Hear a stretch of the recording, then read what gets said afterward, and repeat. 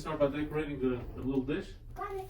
And then after we do that, we're gonna decorate the little vase. And then we're gonna put dirt in it, you know, the potting soil.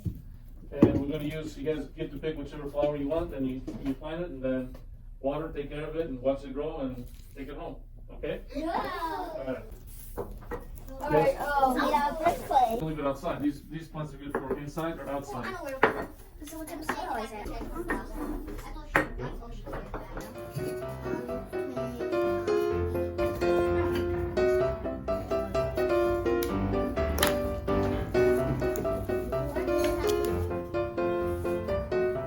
Here's mine. So you know, Nice. Careful, darling. we get the right thing like this.